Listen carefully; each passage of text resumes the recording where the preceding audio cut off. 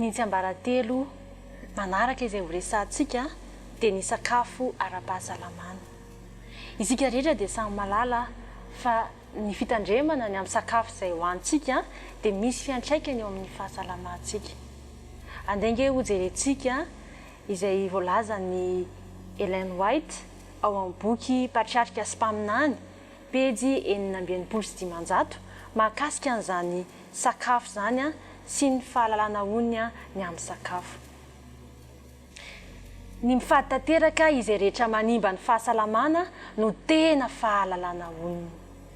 Vitsy foana ny olona tena mahatsapa ny firaisana ety misy eo amin'ny sakafo hohaniny eo ankilany sy eo amin'ny fahasalamany sy ny toetrany ary ny antony havelomany eto an-tany sy no anjarany mandrakizay eo an-daniny. Hitantsika amin'izany ny toerana izay raisin'ny sakafo eo amin'ny fiainantsika iray manontolo mihitsy. Tsy ny fahasalamantsika ihany fa araka ny voalaza teo dia ny toetrantsika ihany koa, ny antony havelomantsika, ny antom-pisiantsika ary ny mandrakizaytsika mihitsy aza. Izany ny antony iresantsika mahakasika an'izany fahasalamana avy amin'ny alalan'ny sakafo izany. Rehefa miresaka sakafontsika dia zavatra telo no tokony ho tandremantsika: ny fatran'ny sakafo hohantsika, ny fotoana isakafoanantsika ary ny karazana sakafo izay hohantsika. Andeha jerentsika voalohany indrindra ny fatran'ny sakafo izay tokony hohantsika. Ity sary hitantsika ity dia sary izay navoakan'ny Université de Harvard, ilay université nresantsika teo aloha any Amerika, manao fikarohana maro samihafa mahakasika ny fahasalamana. Izy ity dia maneho ny fatran'ny karazana sakafo izay tokony hohantsika mba ahazoantsika fahasalamana. Amin'ny ankapobeny isika malagasy rehefa misakafo ka alaina sary ny viliantsika, ny ampahefatry ny zavatra eo amin'ny viliantsika, ny ray ampahefatry ny zavatra eo amin'ny viliantsika dia laoka sy crudité ohatra na voankazo.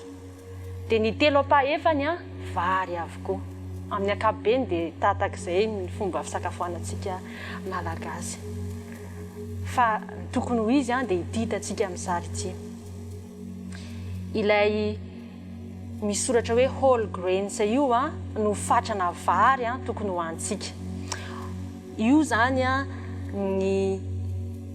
io sary io dia maneho amintsika fa tokony ho ray ampahefatry ny viliantsika no vary. Ny tsara indrindra dia vary tsy nofotsiana, vary mena no tsara indrindra. Azo atao ihany koa mampiasa farine complète amin'ny alalan'ny fanamboarana mofo vita avy amin'ny farine complète ohatra, dia mihinana pain complet miaraka amina zavatra hafa eo akaikiny eo. Fa ny fatran'izay na pain complet ny ampiasainao na pâte complet ihany koa na vary mena na vary tsotra dia tokony iray ampahefatry ny vilianao ny fatrany. Ny ray ampahefatra hafa indray dia sakafo azahoana protéine toy ny voamaina, ny voanjo sy ireo karazana noix. Ireo no sakafo azahoana protéine mahasalama indrindra. Ary ny antsasaky ny vilia no tokony ho légumes sy voankazo. Araka ny sary hitantsika eto dia ilay maitsomaitso no fatrana légumes izay tokony ho hita ao amin'ny viliantsika. Io zany tena betsaka indrindra. Dia ny voankazo ilay miloko menamena. Arakaraka mahabetsaky ny karazana voankazo sy karazana légumes hohantsika no vao may mahatsara ny fahasalamantsika. Ankoatran'izay dia tsara fantarintsika ihany koa ny fotoana izay tokony isakafoanantsika. Ny tiana horesana amin'ity indray mandeha ity dia ny fotoana izay ilain'ny vavony mba ahafahana mandevona ny sakafo izay hohantsika. Raha misakafotsika ohatra izao amin'ny 7 maraina dia mila adiny 5 ny vavony andevonana ny sakafo iny. Izany hoe amin'ny 12 indray izy vao afaka mandray sakafo hafa. Raha ohatra tsika ka misakafo eny anelanelam-potoana, mbola tsy tapitra akory ny asa izay ataon'ilay vavony dia apitsika asa hafa indray izy.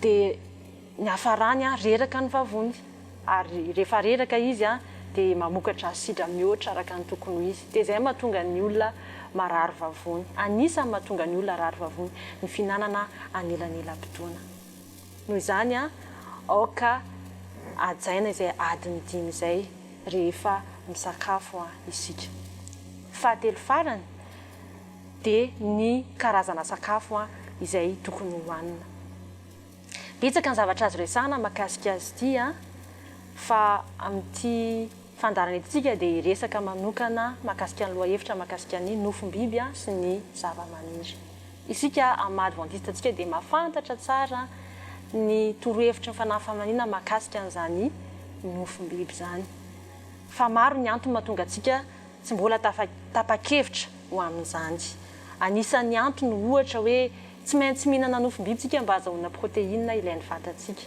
mitombona ve zany raha ny siansa no jerena andehantsika ampita ny nofom-biby ny sakafo avy amin'ny nofom-biby sy ny sakafo avy amin'ny zava-maniry raha ny otrikaina no resana manahoana ny tahana glosida hita any anatin'ny zava-maniry iza ny betsaka kokoa ny glosida ny amin'ny zava-maniry ve sa ny glosida ny amin'ny nofom-biby betsaka kokoa ny glosida hita any anatin'ny zava-maniry raha oharina amin'ny sakafo avy amin'ny biby ary tsara kokoa ny kalitao satria tena naturaly ny siramamy hita ao anatin'izany mora amin'ny vatana ny mikirakira azy misy glosida ny anatin'ny nofom-biby na ny sakafo avy amin'ny biby fa kely kokoa izany manahoana indray mahakasika ny protide na ny protéine iza ny betsaka protide kokoa ny zava-maniry sa ny biby ny sakafo avy amin'ny biby no betsaka protéine kokoa raha oharina amin'ny zava-maniry inona moa ny antsoina hoe protéine ny protéine dia fitambarana acide aminé maromaro ny acide aminé dia misy karazany roa misy ny antsoina hoe acide aminé essentiel dia misy ny acide aminé non essentiel antsoina hoe acide aminé essentiel ireo karazany maromaro amin'ny acide aminé satria tsy vitan'ny vatana ny mamokatra azy fa tsy maintsy maka an'izany avy any amin'ny zavatra hafa izy avy amin'ny sakafo hafa avy ety ivelany izay mahatonga azy antsoina hoe acide aminé essentiel ka izao na ny acide aminé essentiel na ny acide aminé non essentiel dia samy hita ny anatin'ny zava-maniry avokoa ary samy hita any amin'ny biby ihany koa ny fatrany no tsy mitovy araka andresantsika teo dia betsaka kokoa ny any amin'ny nofom-biby manahoana kosa ary ny fatra ilain'ny vatantsika raha oharina amin'ny fatrana protéine hita ny anatin'ny zava-maniry ampy ve zany sa tsy maintsy makany amin'ny nofom-biby tsika azahoana an'ilay protéine ity asehoko anareo ity dia valim-pikarohana nataony Paolo Tessari professeur anankiray professeur en sciences médicales et techniques appliquées any amin'ny université de Padova en Italie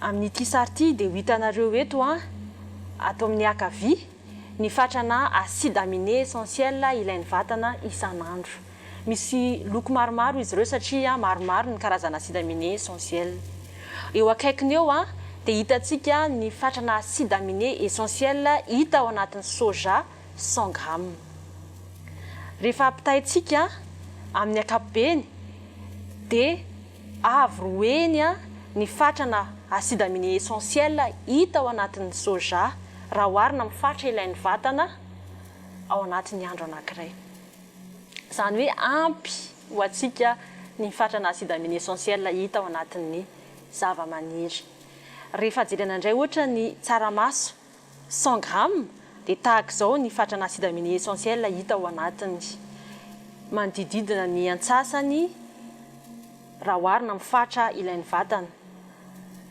ny fatrana acide aminé essentiel hita ao anatiny ary farany ny vary misy acide aminé essentiel ihany koa ao anatin'ny vary fa tena kely kokoa ny fatran'izany hitantsika eo fa misy acide aminé avokoa ny zava-maniry rehetra, misy protéine ny zava-maniry rehetra.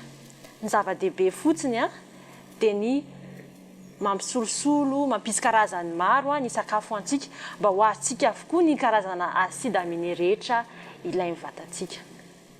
Tsy mitombina izany ny filazana hoe tsy maintsy makany amin'ny nofom-biby tsika mba azahoana protéine ilain'ny vatantsika. Ame ohatra kely aminareo hoe ohatrany ahoana moa zany hoe sakafo miovaova zany azahoanareo sary an-tsaina ny zavatra izay rehetra sahantsika. Ohatra zao hoe androany lay sosy voanjo ohatra ny sakafo dia ampiarahako amin'ny karaoty, ohatra lasary karaoty. Ny apitso indray ohatra dia ho an'izay tia voanjobory ohatra dia ohatra afaka atao hoe voanjobory sy ravim-bomanga. Dia ny sakafo miaraka aminy ny crudité miaraka aminy ohatra concombre. Dia raha apitso indray ohatra hoe voatavo ohatra sy anamalahy ny sakafo hoaniko dia asiako voatabia ny crudité ampiarahana aminy. Ovaovana foana ilay izy. Tsika manana légumes betsaka indrindra ho an'ny aty amin'ny afovoantany izay azo ampiasaina tsara fa ovaovana fotsiny ilay izy mba ho azo avokoa ny otrikaina rehetra ilain'ny vatana. Ahoana kosa sary mahakasika ny atody sy ny ronono. Ny fikarohan'ny ara-tsiantifika maro dia manambara fa ny olona izay manapa-kevitra tsy hihinana ny zavatra avy amin'ny biby mihitsy. Tafiditra anatin'izay ny nofom-biby toy ny henomby, akoho, trondro sy atody ary ny ronono ihany koa dia misy risika tonga azy ho tsy ampy vitamine B12. Inona moa ny anjara asan'ny vitamine B12? Ny vitamine B12 dia manana anjara asa roa lehibe. Ny voalohany dia ny famokarana ny sela mena na ny globule rouge. Rehefa tsy ampy vitamine B12 zany ianao dia mety anao anémie. Ny zavatra faharoa ataon'ny vitamine B12 dia manampy izy amin'ny fiasan'ny retsi-pandre amin'ny alalan'ny famokarana ny myéline, ilay finosana izay ananan'ny sela ny retsi-pandre zany. Rehefa tsy ampy vitamine B12 ianao dia tsy miasa araka ny tokony ho izy ny retsi-pandre ao amin'ny vatanao. Mety atsiaro toy ny hoe misy volovolany amin'ny vatanao, misy manaintaina, mety tonga hatrany amin'ny hoe mety alemy mihitsy ary amin'ny faritra anankiray amin'ny vatanao, mety hisy olana ara-tsaina ihany koa ianao vokatra izany. Araka izany dia na zava-dehibe mihitsy ny vitamine B12.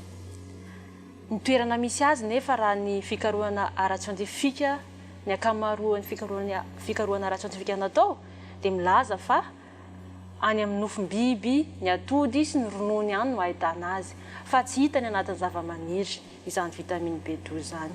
Ary izay no anisany mahatonga ny fiangonantsika adventiste manao fanambarana ofisialy fa ireo olona izay misafidy ny tsy hikitika na ny atody na ny ronono dia tokony aka vitamine B12 na amin'ny alalan'ny supplément, karazana fanafody zany na mampiasa an'ireny sakafo nampiana vitamine B12 ireny. Eto amintsika amin'ny ankapobeny any amin'ny grande surface ny tena ahitana azy. Fa ny fiangonana adventiste ihany koa dia manaiky fa nandritra ny taona maro lasa zay dia nandray torohevitra avy amin'ny mpanompo vavin'ny tompo isika mahakasika an'izany atody sy ronono zany. Andeha jerentsika ny fanambarana zany mpanompo vavin'ny tompo zany mahakasika ny atody sy ny ronono. Izao voalaza ny ao amin'ny boky anankiray Testimonies on Diet and Food, pejy 700. Aoka tsy ho tonga amin'ny hafanam-pody istoerana mahakasika ny fanavaozana ara-pahasalamana. Rehefa hitanao fa mihamale miara-batana ianao dia tena ilainao ny mampiditra fiovana aingana. Ampidiro anaty sakafo anao ireo zavatra izay tsy nohaninao teo aloha. Adidinao no manao izany. Maka atody avy amin'ny loharano salama.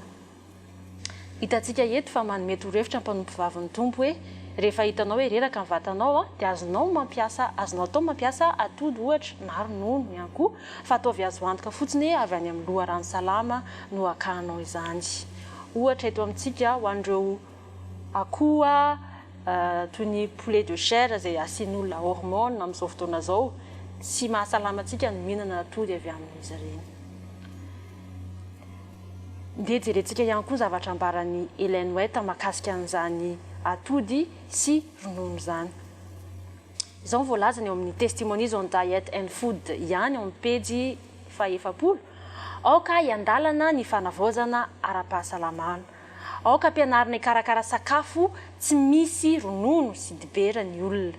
Lazao azy ireo fa ho avy ny fotoana izay ahatonga ny fampiasana atody, ronono na dibera tsy ho azo antoka intsony satria mitombo ny aretina amin'ny biby tahaka ny fitombon'ny faratsian'ny olona.